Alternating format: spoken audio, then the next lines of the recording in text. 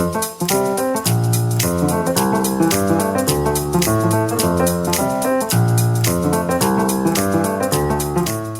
and welcome to the Book Club Review. I'm Laura. I'm Kate. And this is the podcast about book clubs and the books that get you talking. Today, we bring you a special episode and a topic very close to our hearts: how to start and run a flourishing book club. Whether for friendship, intellectual stimulation, something to do on the weekend, or maybe you just want to read more. Whatever your reasons, maybe this year is the year you start your own book club. Drawing on our archive of interviews with all sorts of book clubs, we've pulled together the perfect guide to get you inspired and on track, such as this bit of mountaineering-based motivation. Partly my feeling in starting a book group was that this would be the way a lot of people would commit to reading Proust. If you join a group, it's like you've joined a team, you know. And I remember the first meeting, I said, think of yourselves as having signed up to climb Mount Everest. So we're going to rope together and we're going to climb to the top. Morgan Thomas there of the Proust Book Club based at the American Library in Paris. We'll be hearing more from him later, but first let's get started with the key question. What kind of book club do you want? Over the past few years, we've interviewed lots of different kinds of book groups, including those that embody exactly what you'd imagine a book club to be: a group of friends coming together for reading, companionship, and laughter. That perfectly sums up the Divas, a book group who meet every month in each other's East London homes to catch up and chat books. We used to get books, or we still do sometimes, from the local libraries, and they said that book clubs could have priority because they had to obviously get a lot of books of the same sort, but we needed a name. The first name I thought of was Divas because when you look around this room you can tell why. And it just stuck. And in what way would you say that you guys are divas? Are you guys high maintenance? We are very high maintenance. All of us in our own way. We've all got an opinion and we all like to talk and we like to party. We do. Everybody's good fun. We've also spoken to groups united by a shared devotion to a specific genre. That includes Andy Russell, who runs London's Horror Book Club. He told us how it all began. As a kid, I had always liked to read Poe and Stephen King, and, I'm a 90s child, so raised on Goosebumps books. I looked for a horror book club and it just didn't exist, so I had to create one. It's nice to feel scared in essentially a safe environment. Fear is something that individuals all have, societies all have, and horror is a genre that tries to unpick those fears, as well as throwing in a few things that, with the adrenaline rush. It's a way to say, why do we fear? Yes, monsters and the dark and things that are life-threatening, but more interestingly, why does sexuality freak us out? The relationship between parents and children. Why do we fear insanity? The genre is full of those questions, and that's what I think people really like to explore. And then there are the groups who dedicate themselves to a specific author, such as Morgan Thomas's Proust Book Group, or the Muriel Spark Book Group, based in Edinburgh. In 2018, for the Spark Centenary, they systematically read their way through all 22 of her novels. We've even spoken to a group devoted to the queen of the English bonkbuster, Jilly Cooper. She is just such a wonderful writer. In the 70s, her books would be plastered with the most amazing quote from Harper's, which called her the Jane Austen of our time. And that is why we are so drawn to Jilly Cooper's writing, because she writes people, women, and especially men, better than pretty much any author I know. I suppose because these books are so joyful and funny and witty and filled with great jokes, it's joie de vivre, basically, and we need all that we can get of that in current times. We've got loads of people, some of whom have only come once or twice or live miles away. We've got people who live in Egypt and America who still chime in on Facebook and on WhatsApp and everything and give their contributions and come to meetings when they're over. But I think it's just knowing that there is that community of people that is as madly keen on Jilly Cooper as you are and wants to talk about it incessantly. Journalist Kat Brown there talking about her Jilly Cooper book club. So, what are the secrets and where to begin? We've had a think and come up with 5 key takeaways to ensure your book group is a roaring success.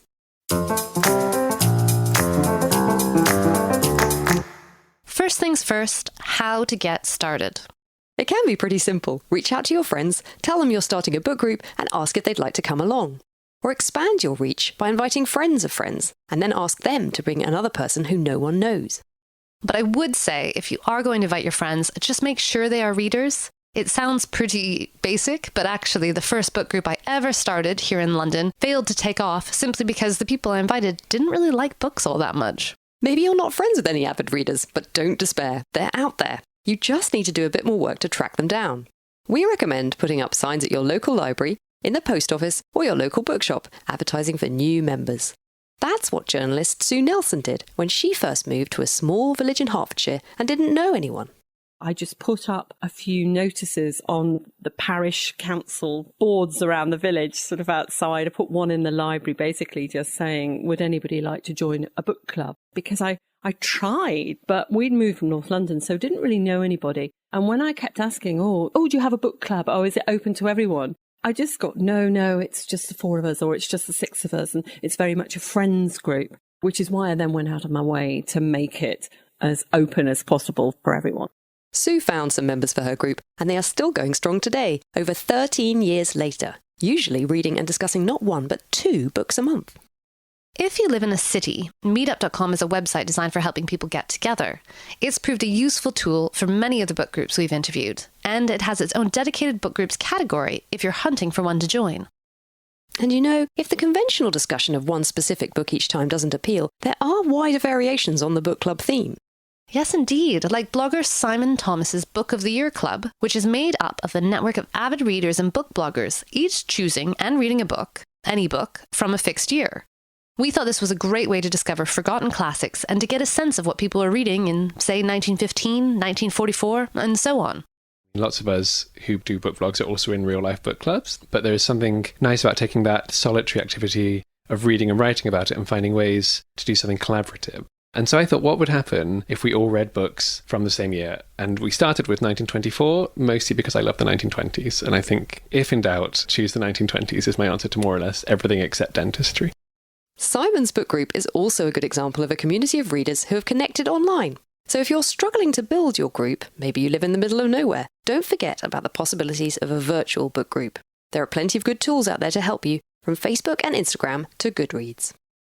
So, Kate, is there an optimum number of people? What do you think? I think it depends on the group. I mean, in my group, we've got around 12, of whom generally 5 or 6 usually come to each meeting, which for me feels like quite a nice amount to have for discussion. Yeah, that's pretty similar to mine. We are closer to about 20 people, but again, probably average 6 people or so every time. I mean, I say the more the merrier, as people get busy and often can't make every meeting. We've spoken to groups with over 50 members, but only 5 to 10 regularly show up, as they'll have work commitments, family, travel, but many still read the book and email in their thoughts. Okay, you formed your book group. Now for point 2, what to read and how to choose. You might think you can just read anything, but in fact it pays to think carefully about what books you read. Claire Griffiths runs the book club at independent London bookshop Inc. 84 and spends a lot of time considering her book club picks. Because we focus very much on contemporary fiction and non-fiction, we decided we wanted our book club to as well. So the remit for it is that we do books that have been published in the last 2 years and that are available in paperback. And there are some brilliant writers coming out now, and it's actually a really exciting time in the publishing industry. There's loads of different, diverse, interesting voices coming out from all over the world as well. People are really expanding their reading to different continents and languages. I wanted to have a mixture of fiction and non-fiction, so we concentrate primarily on fiction, but every 2 or 3 novels or short stories we'll do a non-fiction book as well, because I think that prompts a very different kind of discussion. It's been really interesting realising your thought process as you pick things. I originally thought, well, I love this book, and you know, it's very nice having that kind of control. I want to do this because I loved it, but actually you have to change your thinking and go, well, but would it work as a book club discussion? Is there enough to talk about in it? And it's not always about what book is working the best. I don't think the point is necessarily to always be reading masterpieces. It's interesting reading books where not everything is flowing brilliantly. So it pays to choose your books carefully, but how to find the right ones? The weekend supplement of newspapers often have good reviews of new titles. In summer, look out for their summer reading lists, while in winter, most will do a Books of the Year list. The Observer, Financial Times, and Times in particular do great end-of-year lists that are a goldmine for recommendations. Keep an eye on the awards too. In the UK, there's the Booker Prize, and not just the shortlist. Have a look through the long list, which often contains gems.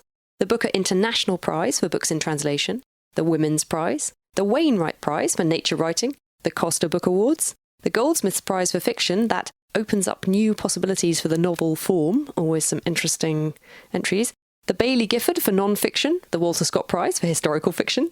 In the US, there's the National Book Award, the Pulitzer, Barack Obama's annual reading list, always interesting. In Australia, they have the Stella Prize and the Miles Franklin. And coming back closer to home, my favourite prize of them all, regular listeners to the podcast, you will have heard about this many a time, the Dublin Literary Award, in which all the nominations come from libraries around the world.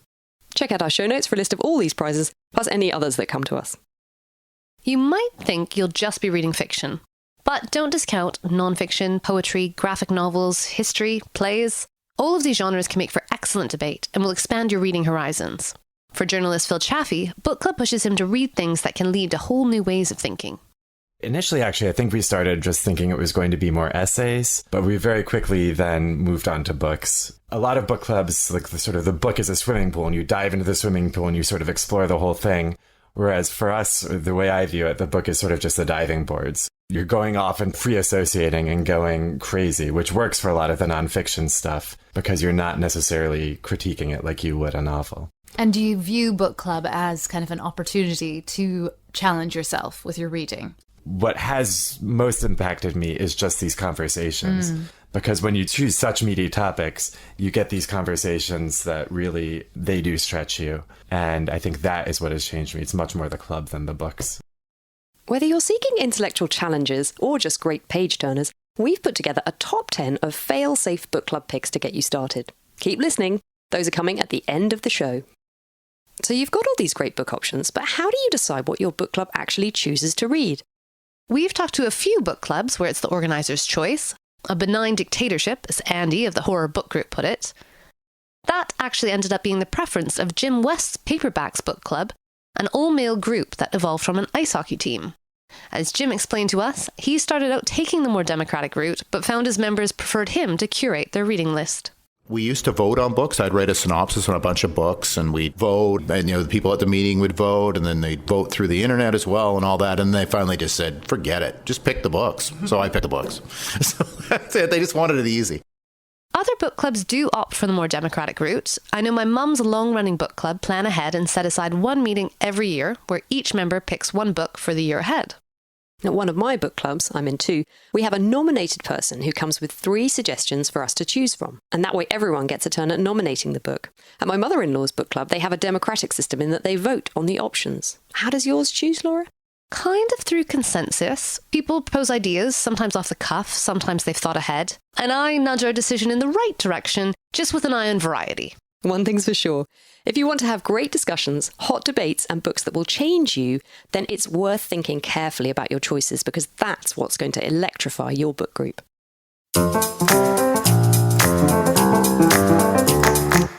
Thirdly, logistics. How, where, and when, and what to eat. The obvious place for a lot of people is in the home. You might want to make it a meal, as we do in my book club, where the host cooks, or you could just do cheese and wine, as in my other book club, where we meet after the children have gone to bed. Doesn't have to be fancy. You could get everyone to bring something, or order in pizza. I started my book club in my 20s, when everyone lived in small shared flats. So for us, it was better to meet out somewhere. Over time, we found the perfect wine bar. We sit in the same cavernous booth every time. We order the exact same platter every time. Or we did until they took it off the menu, and now we're always a bit stumped about what to eat. And that works really well for us. But wherever you meet, choose carefully, because if you're out somewhere in the pub or a bar, it might be noisy and distract from the conversation. You could even have it outdoors, like Emily Rhodes, who got the idea for a walking book club when she was managing Daunt Books in Hampstead. I met up with her one windy day on Hampstead Heath, and she told me more about it. I was very excited to be running this little shop, and one of the things I really noticed was that a lot of our customers loved Hampstead Heath as much as I did. So I wanted to come up with a way of trying to sort of bring the bookshop onto the Heath. So I decided to start a book club which would take place on Hampstead Heath and would involve going for walks. I find I have my best conversations when I'm walking.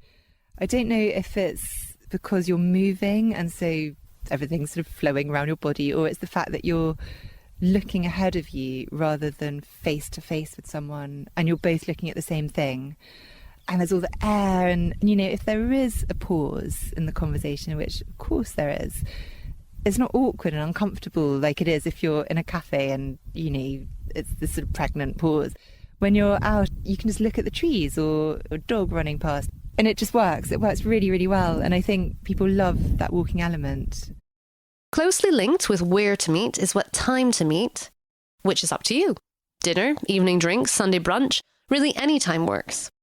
When we interviewed Seb Amina of The Happy Reader, a book club in magazine form that's chock full of book recommendations, by the way, I heard about the art curator Hans Ulrich Obrist, who started what he calls the Brutally Early Club. They meet at 6:30 a.m, usually in Costa Coffees, for about 2 hours because that's when they found they could reliably get people together. I mean, unless you're sleeping, what else are you going to be doing at 6:30 a.m? What do you think, Laura? The Brutally Early Book Club? No. I will be sleeping. But there may be people out there who this would suit. How often should you meet? For most people, it's going to be between 4 and 8 weeks. You really want to give people enough time to read the book, but equally not to lose the momentum of a regular meetup. Point 4. How to manage discussions. How do you make sure that everyone feels included, the shy people get a chance to speak up, and that you're getting the most out of the reading? So the key thing is to bring together people who have actually read the book, want to talk about it, and have opinions. It also helps if you have a diversity of ages and backgrounds, but really, above all else, you want people who love reading. That said, it's important to make sure that everyone has a turn and that the quieter people don't get drowned out.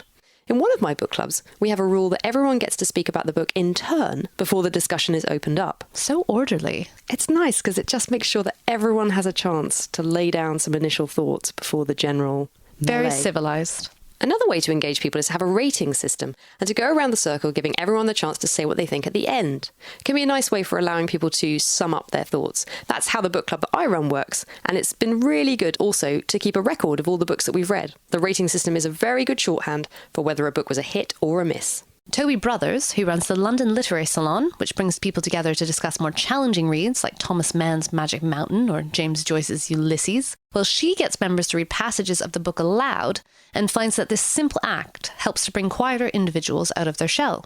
In any group, well, actually, I think in any person, when you're listening to somebody else who sounds as though they're very confident in ideas, you kind of shrink. But everybody has something to offer. If people are speaking up a little bit less and they read a part of the text, they're going to comment on it. And they suddenly realize the strength and the depth of their own response. You could also consider inviting the author to attend. Now, that's obviously going to make for a very different kind of discussion, but as a way of engaging with the book, there's nothing better than hearing from the person who wrote it. Sanoba Kilodar of South London's Wild Imagination Book Group regularly contacts authors and asks them to join the group's discussion. It is much easier now to actually contact people that may live a lot further away than before. It does give you a different perspective on it. It makes you understand, why a certain character was maybe a certain way, what motivated the person. And it probably makes you love the book even more, I think, in a way. It probably won't make you start loving it if you hated it originally. But if you liked the book, then you probably end up loving it if you actually speak to the author, I think. So it just gives that different dynamic to the understanding of the book.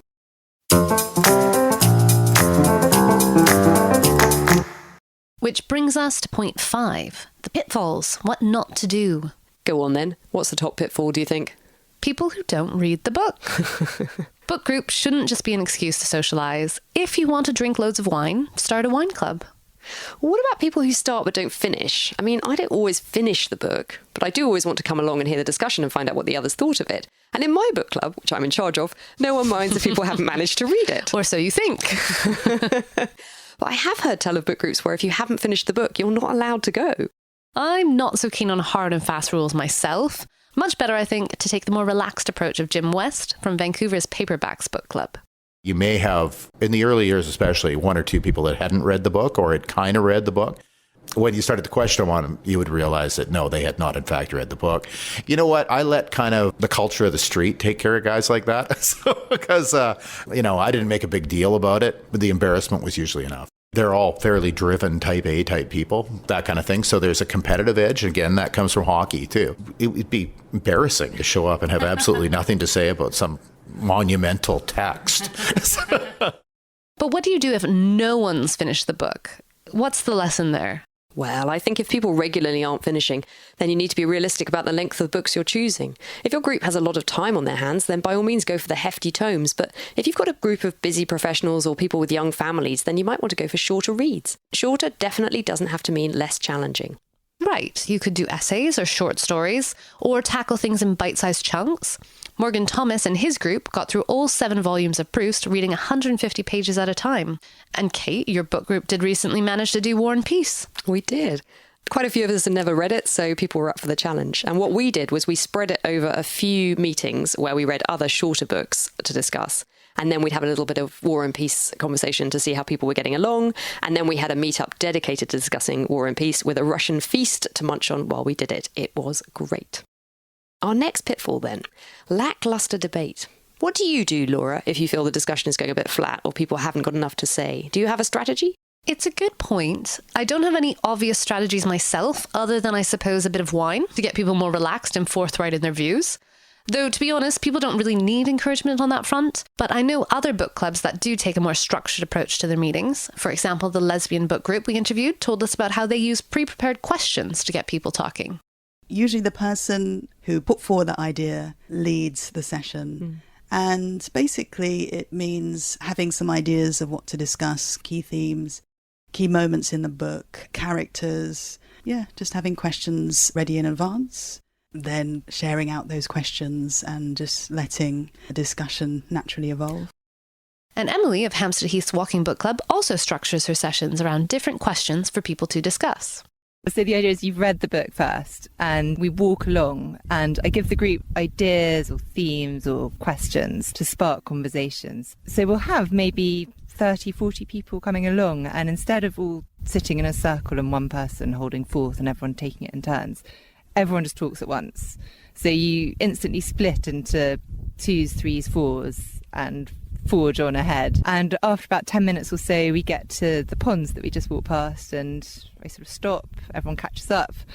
I've been sort of flitting about between the different people and try and recap over some of the things that people have said and ideas that have come up in that conversation. Maybe I'll read a little bit out or get someone else to read a bit out, and then start everyone off on a different theme. And we come up here, get up to the top of Parliament Hill, stop again, read a bit more out. And so we keep going. We probably have about 5 or 6 stops. And it works really well. And what I think is so brilliant about books is that they're a common ground. And so you can have all these different people coming to the book club who, on the face of it, may have nothing in common. But they've all read this book. And so they can all talk to each other. I love Emily's idea of books connecting people. Walking and talking books, what could be better? So, are there any other what not to do's we can think of? Not really. To be honest, if you've chosen your book well, found a great venue, and you've brought together a group of engaged and enthusiastic readers, then you're going to have a great discussion. Still, I would say, don't be discouraged if things aren't perfect from the very first meeting. Journalist Sue Nelson now runs a thriving book club in that small English village she moved to years back, but her first get-together was far from promising. I didn't know what to choose for it to be the first book, so I did a bit of online research. And there's a book by Mitch Albom called The 5 People You Meet in Heaven. And it said, this is a great book for book club.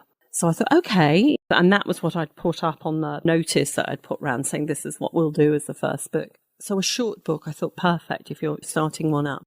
And everyone hated it except me. And they didn't just hate it. They were so rude, which is funny looking back, so forthright. To the point they were saying, well, you'd have to be really puerile if you like this sort of rubbish, that sort of thing. And I was like, well, actually, I liked it. So, and I came home, and my husband remembers, I came home and I said, that's it. It was a disaster. Nobody's going to come back. We decided on a second book, but I said, that's it. It won't work. But here I am 13 years later, and thankfully it's still going. Even Emily's Walking Book Club had a tough time initially.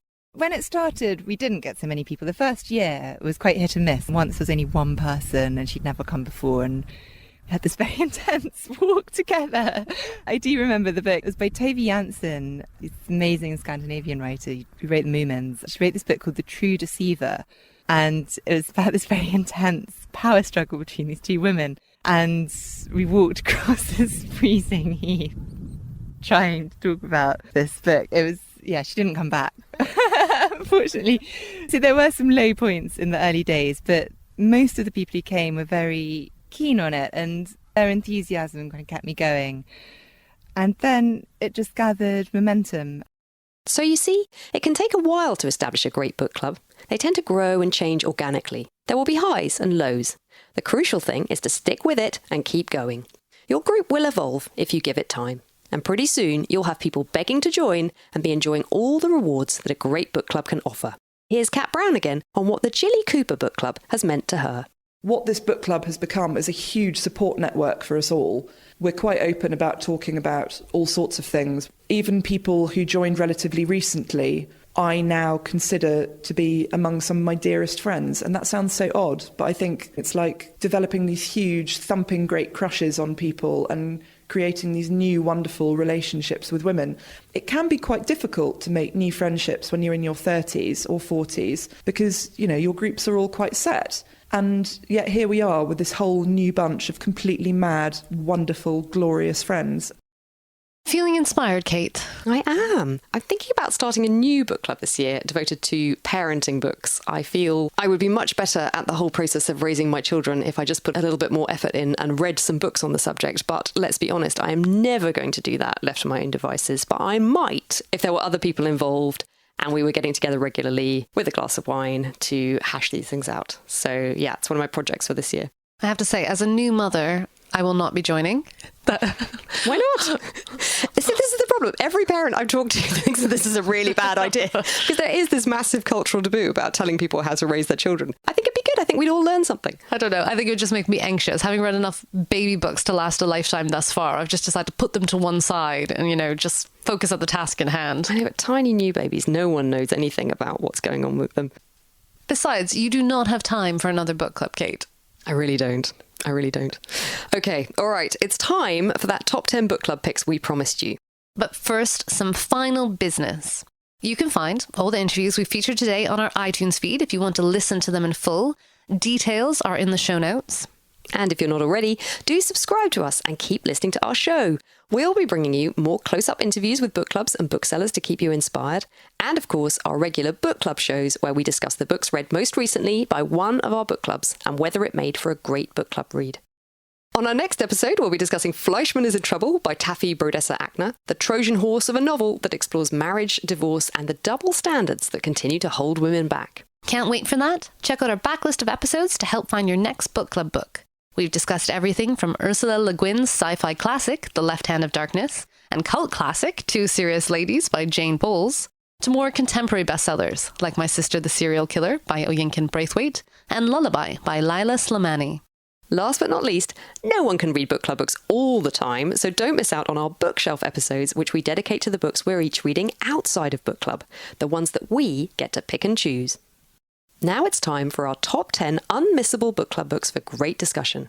Some of these we've done on the show, some recent, some from previous years, and we've also thrown in a few new releases that we haven't yet discussed.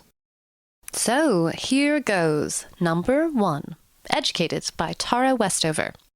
This book is top of the list because it has all the elements you need for a great book club discussion. It was even our book club book of the year in 2018. A memoir by Tara Westover, Educated tells the story of her childhood growing up on a remote mountain in Idaho, separate and isolated from the rest of the world due to her father's survivalist beliefs. Despite having no formal education until the age of 18, 10 short years later, Tara finds herself a postgraduate scholar at Cambridge University. Her journey to get there makes for a beautifully written, moving, and ultimately inspiring story of someone who realized her own true potential despite every obstacle. It's been a bestseller in the US and over here in the UK, so it's not exactly off the radar, but if you've been looking for an excuse to pick it up, look no further. It's a great one to discuss. Laura, your book club read that one, didn't they? Yeah, and we loved it, and that's why, it's proven. It made for a fantastic discussion. We're all slightly in awe of Tara Westover. She lives in London now, and I'm always kind of wondering if I could spot her on the street. I remember it as a great read. Okay, number 2, Putney by Sofka Zinoviev. Sometimes what you need for book club is a bit of controversy, and this book has that in spades. It tells the story of Daphne, who as an adult is reflecting back on a sexual relationship she had with one of her father's friends, Ralph, that began when she was just 13. At the time, Daphne believed what Ralph told her, that theirs was a special relationship, that it was love. It's only years later, as a middle-aged woman with a young daughter of her own, that Daphne starts to explore the idea that their relationship was abusive, that Ralph was a predator who took advantage of her. What's impressive about this novel is the perspective Litvinoff brings to all the points of view. As a reader, you always see things from both sides, and it's fascinating to examine your own reactions to events as you read. And then to discuss them. This is definitely a book that will divide people. My colleague recommended this book to me, and I read the blurb and put it to one side. I thought it was great. I really unreservedly liked it, but it was very divisive in my book club. Yeah, and really, really good discussion. It was great. So I thought for a book club book, it was brilliant. Number 3, Bad Blood by John Carreyrou. The compelling true life story of Elizabeth Holmes and her medical tech startup Theranos, which at its peak was valued at $9 billion, despite the very well hidden fact that the blood testing product that Holmes promised would revolutionize the medical industry did not in fact work. Wall Street Journal reporter John Carreyrou's painstaking investigation is presented in clear and riveting detail, and the larger-than-life character of Holmes and her cohorts will leave you with plenty to dig into and discuss. My book club did this one, and we loved it. It's just a great read. It's a fascinating story. And actually, it's kind of one of those ones where you can kind of go off and find out more about it afterwards if you want to. There's a couple of documentaries you could watch. Just really interesting, the kind of spin-off from that. And it's about to be made into a Hollywood blockbuster with Jennifer Lawrence. There you go. Number 4, Supper Club by Lara Williams. For an up-to-the-moment pick, this first novel recently won the Guardian newspaper's Not the Booker Prize, where the nominations all come in from readers. It's the story of 29-year-old Roberta, who struggles to fit in with people around her until she meets kindred spirit Stevie. They start to run supper clubs in which women come and eat and drink to excess, attempting to escape the restrictions they feel society imposes upon them. This is a book that is packed with ideas, and while for me the writing was a little bit hit and miss, that's often not a bad thing in a book club book. Sometimes you want things that you can pull apart. I suspect this book will divide people. I think it will be great for discussion, and that's always a good sign. I certainly wanted to talk to people about it after I'd read it, and I haven't been able to discuss it with anyone yet. I hadn't even heard about it, but there's been quite a buzz about it. Yeah. It has an amazing cover of this hand kind of holding these blackberries, and the juice from the blackberries is running down the arm, and I almost think the cover image won the award. Slightly better than the book. No, but it's good. It is interesting. I recommend it because I'm going to be interested to know what you think of it. Number 5, The Haunting of Hill House by Shirley Jackson. A spooky spellbinder that's just creepy enough to thrill, but won't keep your book club awake at night. For those wary of the horror genre's schlocky, Jackson is a revelation. This beautifully crafted novel follows a group of people attempting to conduct a scientific study of a haunted house, but our heroine Eleanor may be more susceptible to its influence than the others. The quality of the writing, the sustained sense of atmosphere, the psychological insight, the humour, the scares, this book has it all, and it will thrill your book club, not least because you'll be discovering a writer you may have overlooked. Shirley Jackson is incredible. Yeah, this was recommended to us by Andy of the Horror Book Club when he came on the show. I think he's read it. Hasn't he read it like sort of 7 times or something like that? But I can see why. Yeah, I could easily imagine reading this 7 times. It's a really wonderful book. And my book club adored it. Number 6, Sapiens by Yuval Noah Harari. This is a history of humankind that is beautifully written. It's a cracking page turner, and it's full of insight and revelation. It's absorbing, it will make for great discussion, and your book club will be all the wiser for having read it. We did this for my book club, and it remains one of the best, most sort of stimulating discussions that we've ever had. I remain much more haunted by this book than The Haunting of Hill House, for example, simply because he's so good at showing how humanity, we're basically just parasites, leeching the lifeblood out of this planet, and indeed always have been. What it does is it gives you the bigger picture. And so it's one of those books that will change you. It will change the way you see the world. And that's not a bad thing to read, is it? Number 7, East West Street by Philippe Sands. One of my favourites. Barrister Philippe Sands pieces together this absorbing history of 2 men, both lawyers, who were responsible for introducing the legal framework for prosecuting war crimes after the Second World War. Now, you might think this doesn't sound like a page-turner. I certainly didn't think it would be any. I was dreading reading this when Kate's book club chose this. But I was wrong. Weaving in the larger political and administrative systems the Nazis employed to enact their deadly policies, this is a riveting look at the search for justice and retribution. Sands traces back his own family connections to look at the wider political context of the war, and the result is an unexpectedly fascinating book, rich in fuel for discussion. It's a long read, but incredibly worthwhile, and I highly recommend listening to the audiobook. Philippe Sands reads it himself, and he has, it must be said, an undeniably sexy voice. We love Philippe Sands. Number 8, The Nickel Boys by Colson Whitehead. Sometimes what you need with a book club full of busy people is a book that will capture everyone's attention. The Nickel Boys is that book. Colson Whitehead brings all of his storytelling craft to this tale that centres on a young black boy incarcerated in a reform school. Based on a real-life school in which 81 of the pupils were discovered to have been murdered, the twists and turns in this story will leave you gasping and with a new understanding of systemic institutional racism in the United States and why it persists even to this day. This is a powerful book that is a riveting reading experience, and it will leave your group with a ton of things to discuss. I'm not just recommending this for book clubs, I'm recommending this to everybody. I just think everybody should read this book. It's extraordinary. And much better than Underground Railroad, you've been saying. I thought so, yeah. Yeah, it's like a gut punch in a good way. In the best way. Number 9, Lincoln in the Bardo by George Saunders. A short story writer, George Saunders came to prominence in the UK after his first novel won the Booker Prize.